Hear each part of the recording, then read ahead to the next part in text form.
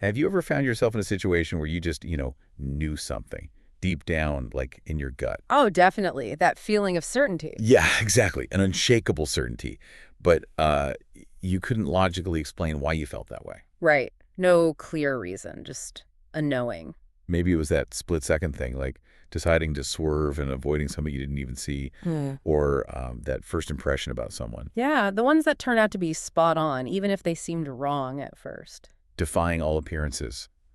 Or maybe it was quieter, like an inner voice just nudging you towards something that, on paper, looked completely crazy. Mm-hmm. And you followed it anyway. And it actually worked out, led to something great unexpectedly. Those moments are powerful. Well, welcome to the deep dive. Today, we're diving into exactly that, one of the most, well, intriguing and often really misunderstood parts of how we think: intuition.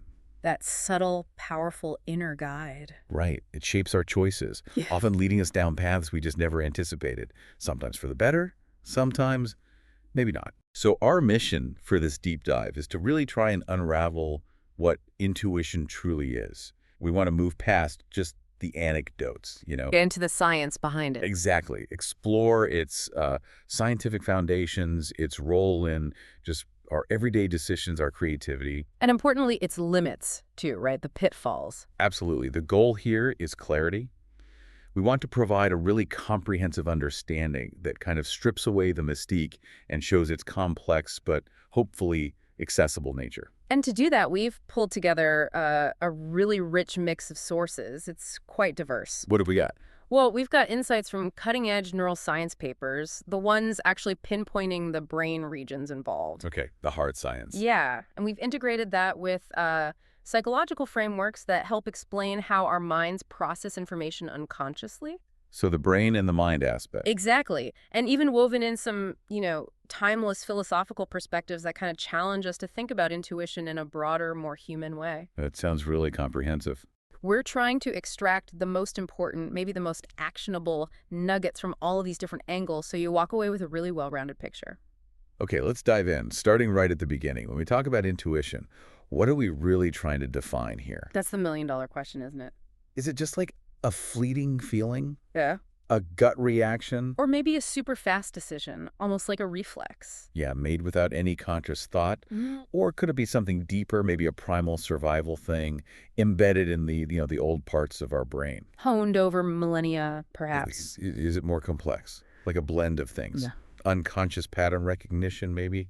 Refined by experience? Infused with that kind of deep-seated emotional wisdom that just surfaces sometimes. Yeah, those moments of clarity. Yeah. It's also just fascinating why we trust these feelings, isn't it? Especially when they seem to contradict logic or data. Right. In a world that loves data, loves rational analysis, objective evidence, why do we still cling to this idea that sometimes just knowing is well enough? It's a good question.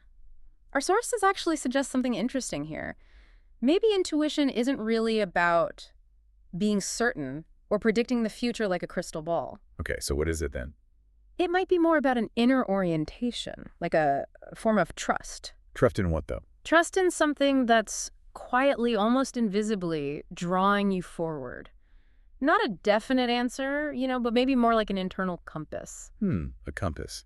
I like that, gently nudging you in a direction, even if the path looks foggy. Exactly. Even when you can't articulate the logical reasons for going that way. It's subtle, a whisper, not a shout, guiding you towards something unseen. That idea of an inner orientation or trust, that really resonates. And it Yeah. connects directly to what science is telling us about the brain, right? About those unconscious processes. Absolutely. It's not about certainty because, like you said, the brain isn't always working with all the conscious facts laid out. It's working with something else. It's working with this vast accumulation of unconscious stuff patterns. It's recognized, experiences stored away, subtle cues it picked up without you even noticing. Wow. So your brain, through these hidden networks, is constantly sort of orienting you, making judgments, guiding you based on signals you're not even aware you're getting. It's building this picture in the background. That's a whole framework Yeah. of understanding, yeah.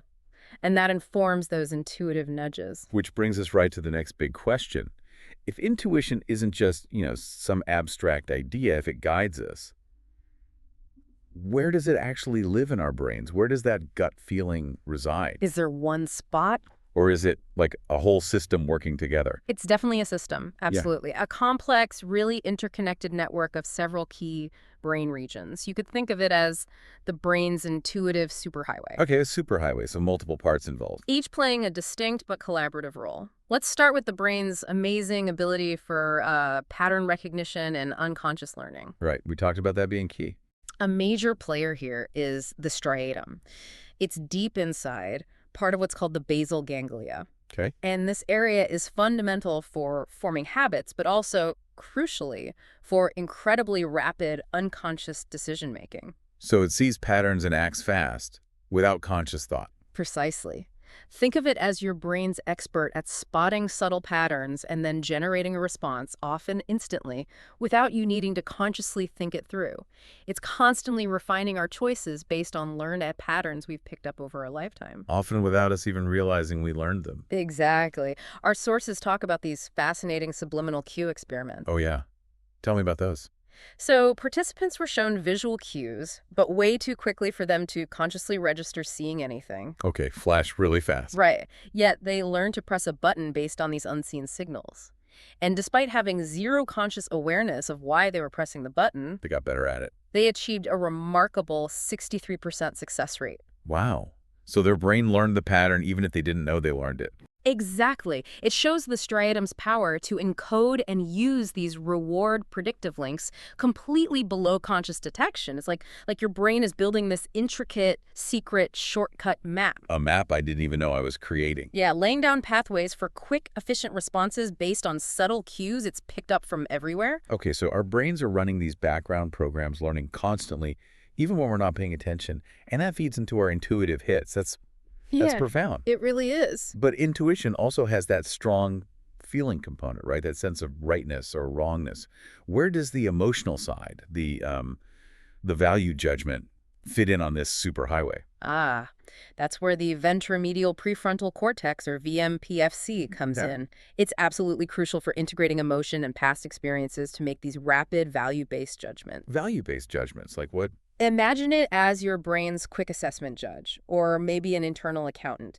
It instantly assigns a value and emotional weight to different options, people, situations, Based on. based on all your prior learning, your past feelings, the emotional echo of similar experiences you've had.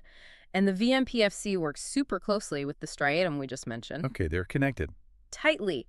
They form this dynamic valuation decision loop.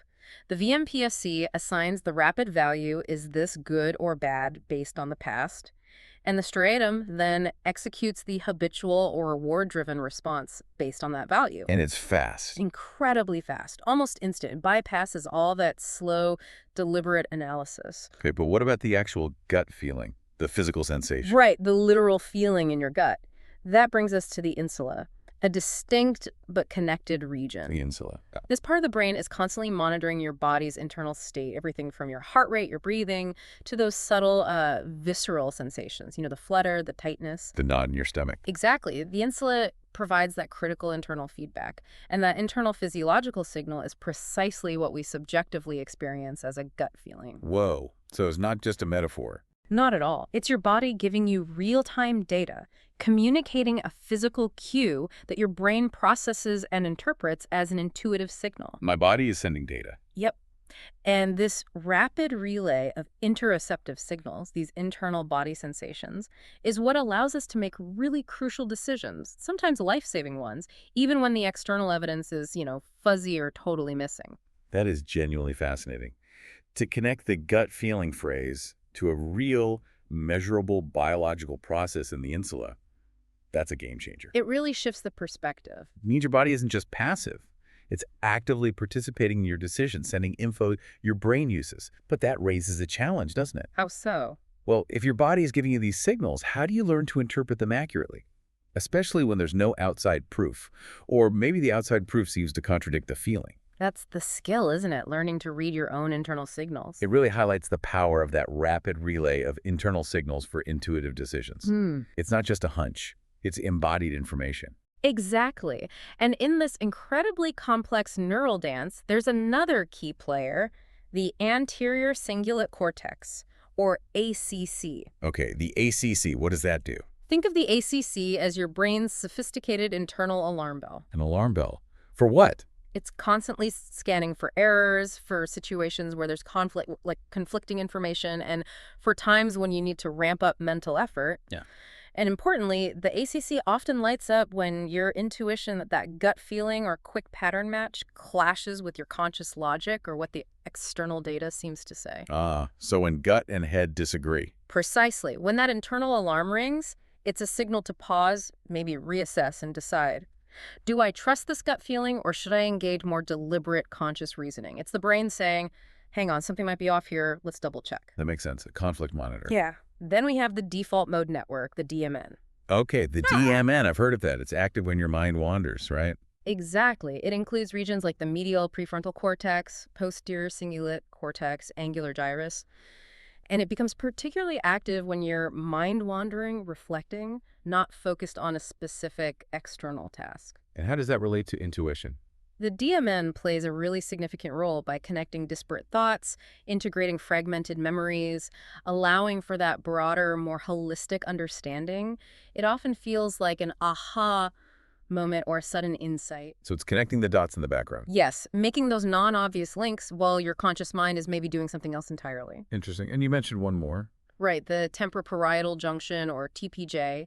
This adds another layer of sophistication, especially for our social and moral judgments. Social and moral intuition. Yeah, it integrates external inputs, what you're seeing and hearing, with your internal context. It blends those bodily states we talked about, your memories, the present cues, all to support intuition in complex social situations or moral dilemmas. So that feeling about whether you can trust someone or what the right thing to do is in a social situation, the TPJ is involved. Very likely, it's synthesizing a huge amount of different information streams to generate that intuitive sense. Okay, so putting this all together, it's definitely not one thing. Wow, it sounds like an incredibly complex, multi-layered process, a real symphony in the brain. It absolutely is. It's an intricate, integrated process and really far from mystical when you break it down. It starts with that unconscious pattern detection, right? Sensory info flows into the striatum, the VMPFC. Matching current stuff to old patterns super fast. Exactly, without conscious analysis. Then comes the vital bodily feedback loop. The insula registers your internal state, tension, calm, whatever. And sends signals. Sends signals that help the ACC figure out if these feelings are helpful cues or maybe misleading impulses. Okay.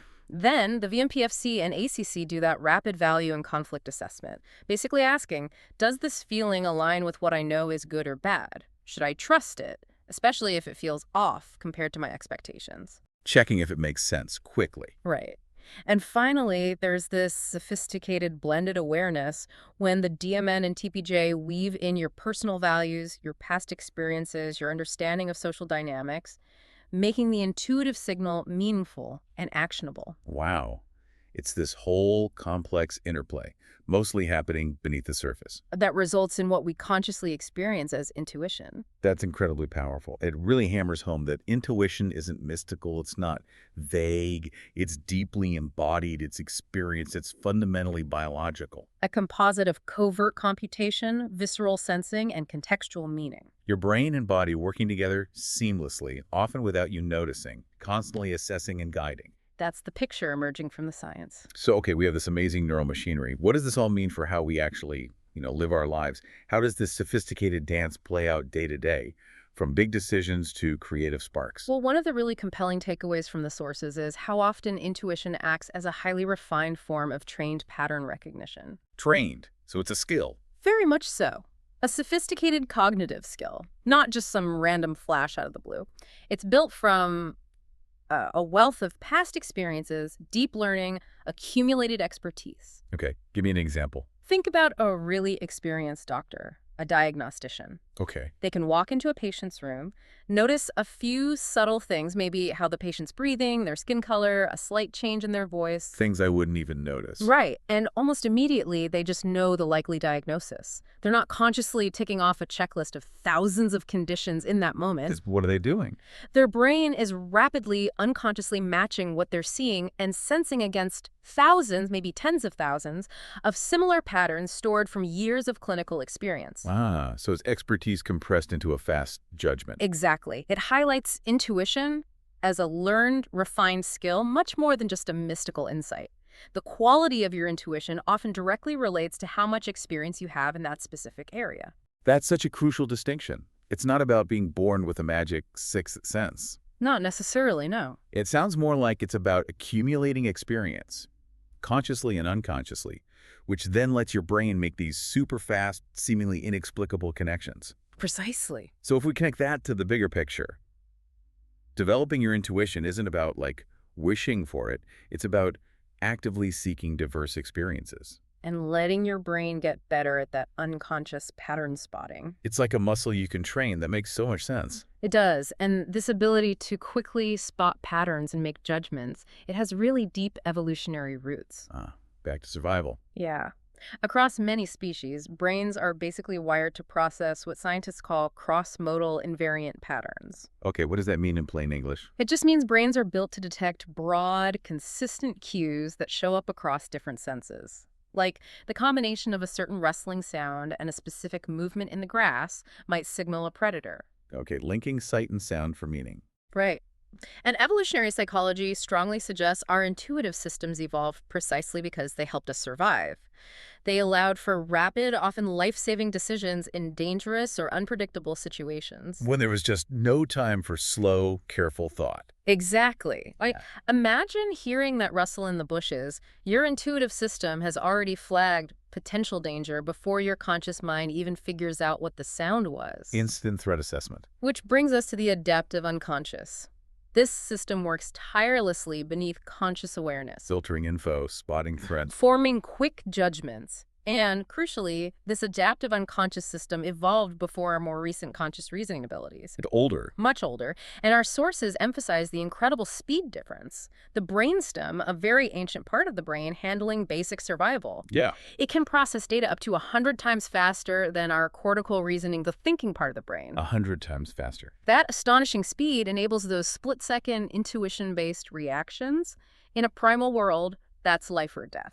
And those subliminal learning studies we mentioned, where people learned reward cues without realizing it.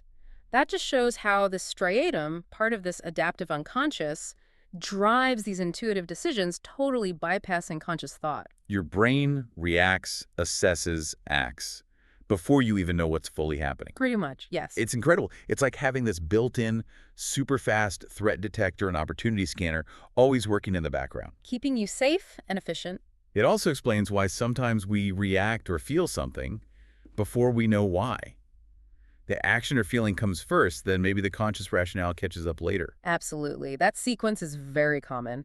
And this speed and efficiency also plays out significantly in decision-making and creative insight today. Okay, how so? Well, take those fascinating one-shot economic games experiments where people have to decide how to split resources, often unfairly. Right. Research shows that when people rely on their intuition in those games, they tend to make fairer choices. Really? More fair. Often, yes.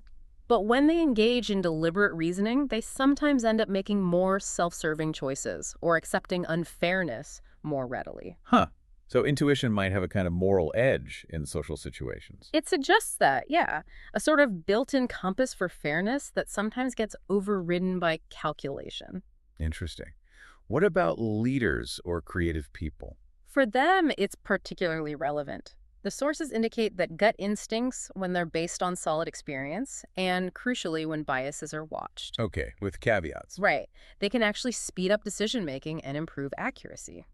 It's not about ditching logic, but complementing it with this powerful unconscious processing, especially when things are complex, moving fast, data is incomplete. Which is often the case in leadership or creative fields. Exactly. And then there's the famous eureka moment. Ah, yes, the sudden insight. That's often a pure intuitive breakthrough, and it's strongly linked to the incubation effect. Incubation, like letting an idea hatch. Kind of. It's when you pause, actively thinking about a hard problem. You set it aside, go for a walk, do something else, or literally sleep on it. Okay. What happens during incubation is your unconscious processes keep working on the problem in the background. Your DMN, the default mode network. The mind-wandering network. Right.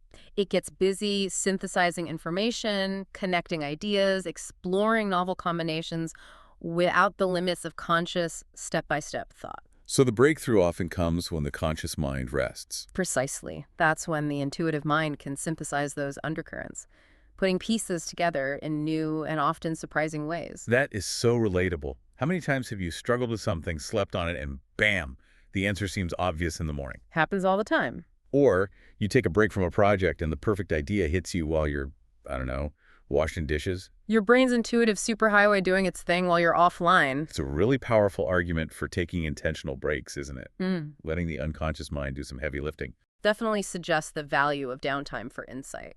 Okay, but for all this power, this evolutionary brilliance, its role in creativity, intuition isn't perfect, is it? It's not a flawless guide. Absolutely not. That's a crucial point. Like any complex system, it has limits. It can even lead us completely wrong sometimes. That's right.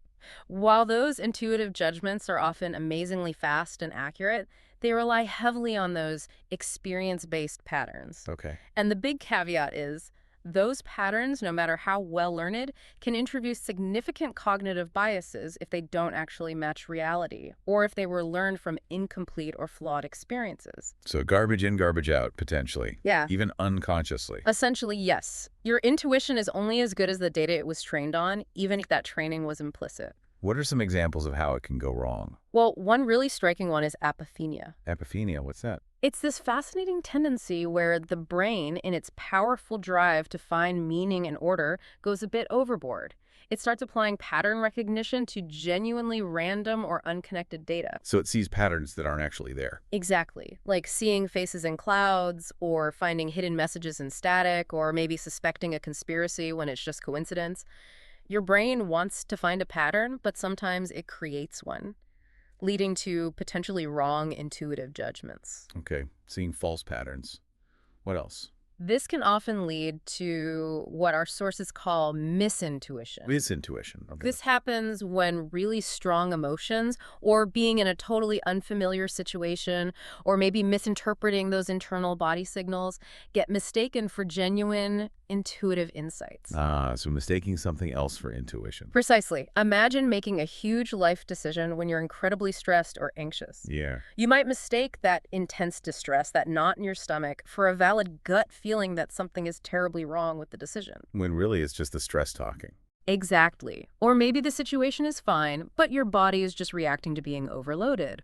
Or maybe you're in a new environment and your brain tries to apply old patterns from somewhere else that just don't fit here, leading you to judge wrongly. So misintuition is basically misinterpreting a real signal. Yes, misinterpreting a legitimate physiological or cognitive process as reliable, guiding intuition, which can then lead to poor choices. That distinction between genuine intuition and misintuition feels incredibly important. It really is. It makes you ask, how do we get better at telling the difference? How do we cultivate the self-awareness to know if this nut is from deep experience or just noise, like a momentary emotion or stress or a context we don't get? That's the core challenge. It requires cultivating that deep self-awareness and also a critical assessment of the context. Asking yourself, where is this feeling really coming from? Exactly. Is it emerging from wisdom, from reliable patterns? Or is it maybe just a product of a bad day, high stress, or being in a place where my usual patterns don't apply? It might be helpful to think about times your gut feeling was wrong. Definitely. Reflecting on those times. What was going on? High stress, unfamiliar place, were you overly emotional? Recognizing those influences seems key to refining your intuitive compass, making it more reliable. It's not about rejecting intuition, but sharpening its precision, knowing when to trust it and when to question it. Okay, so we've got the science, the brain regions, the evolutionary context, the pitfalls. But intuition feels like more than just neurons firing, doesn't it? There's this whole rich history of human experience, philosophy, even spirituality surrounding it. There absolutely is. And it's really essential to bring in those broader dimensions for a full picture. Intuition is undeniably tied to strong emotional states. We touched on that with the VMPFC and insula. Right. Emotions like fear, trust, excitement, anticipation, they can significantly boost what's called pattern salience. Meaning they make patterns stand out more. Exactly. Make them feel more forceful, more urgent. If you're deeply afraid, your brain's threat detection is cranked up, you might perceive danger more readily, intuitively. And feeling trust might create a positive intuitive signal. Yes, making you feel aligned or safe, colored by that positive emotion. These emotions don't just sit alongside intuition, they can amplify and clarify its signals. Making them harder to ignore. Right. And beyond the emotional and biological, you have these really rich Jungian and spiritual perspectives. Like Carl Jung. Yeah. In Jungian thought, intuition is seen as a fundamental way of perceiving, totally distinct from sensation, thinking, or feeling. Jung saw it as a way to grasp possibilities, unconscious patterns, the underlying meaning. Without conscious reasoning. Right. A direct grasp of reality that bypasses the rational mind, that feeling of just knowing what's going on or what might happen. And spiritual traditions. Many spiritual traditions throughout history frame intuition as inner guidance, maybe a connection to a deeper universal truth, sometimes even a form of divination. These views emphasize that profound, often inexplicable, subjective experience of intuition as a source of wisdom beyond the purely logical. So it's important to acknowledge this whole spectrum, isn't it? From the biological mechanics we can measure. To the profound, personal, and even spiritual meaning it holds for so many people. And we should be clear. While these broader cultural and spiritual views exist and are deeply valid experiences for countless people, modern science, when it tries to define and measure intuition, mostly favors those pattern-based models we discussed over mystical explanations. That's generally true, yes. But that scientific focus doesn't diminish the power of the experience for individuals who feel it as profound guidance. Absolutely not. We're just trying to map out the different ways intuition is understood and experienced without necessarily endorsing one viewpoint over another. Providing the comprehensive picture. Exactly. Appreciating the depth and breadth of how humans have thought about this. And when we look back at those core ideas, those contrasts we started with. From the unseen pull. Yeah, they really come into focus now, don't they? Intuition versus reason, not as enemies, but maybe as complementary ways of knowing. Oh, valuable. Knowing versus trusting, suggesting intuition, might be more about trusting that inner compass pointing towards potential, rather than demanding certainty about the future. Trusting the nudge. Stillness versus noise, highlighting how intuition often speaks loudest in quiet moments, away from the mental chatter. Makes sense, thinking about the DMN. And finally, that powerful idea of intuition as both a primal survival response and a moral compass. Protecting us from danger, but also guiding us towards fairness. Covers a lot of ground. It really does. It truly seems intuition isn't just one single thing. It's a whole spectrum of experiences, processes, deeply woven into who we are. Both a primal tool and a path to deeper understanding. Yeah, that quiet whisper that sometimes cuts through all the noise, guiding us when the map runs out. Well said. So as we wrap up this deep dive into the truly fascinating world of intuition, let's quickly recap some core takeaways.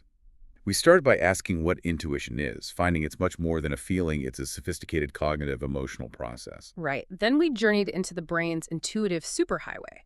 We identified key players like the striatum and VMPFC for that rapid, unconscious pattern matching and valuation. The insula for those crucial gut feelings, those real physical signals. And the ACC, DMN, and TPJ for monitoring conflict and integrating the bigger picture, showing us intuition is neuroscientifically real, embodied, experienced, biological. Definitely not mystical. Then we looked at intuition in the wild. We saw how it works as trained pattern recognition, a skill built from experience. We explored its deep evolutionary roots as a rapid survival instinct, driven by that incredibly fast, adaptive unconscious. And we saw its role in decisions, fostering fairness, speeding things up for experts, and its link to creative breakthroughs via the incubation effect. Letting the unconscious work its magic. But, crucially, we also saw it's not infallible. It's that double-edged sword. It's vulnerable to cognitive biases like apophenia. Seeing patterns that aren't there. And to misintuition, when strong emotions or weird contexts trick us. Which means self-awareness is absolutely key. Distinguishing the signal from the noise, it's crucial for making good use of it. And finally, we acknowledge those broader dimensions, strong links to emotion, the Jungian ideas, the spiritual perspectives balancing the science with the full range of human experience. Bringing it all together. Which brings us back to that really profound idea from the unseen pull that you mentioned earlier. It really sticks with me. Which one was that? That maybe intuition isn't about certainty. It's not about predicting the future or having all the facts. Right. Instead, it might be about an inner orientation towards something you can't yet see. Exactly. A profound form of trust. Not in what you know consciously, or can prove with data. But in what you're quietly, subtly, persistently drawn to, trusting that unseen potential. That's such a powerful thought to end on. And maybe something for you, the listener, to reflect on. As you go about your week, maybe pay a different kind of attention to those intuitive nudges. When a gut feeling pops up, maybe pause. Try to sense its origin. Does it feel like deep experience? Or maybe just today's stress? Critically evaluate them, for sure, but also maybe give them a moment. Consider trusting them sometimes. Ah. How might this deeper understanding of your own intuition influence your decisions? Spark creativity. Maybe even change how you navigate life's uncertainties. Keep diving deep into the world around you. One fascinating concept at a time.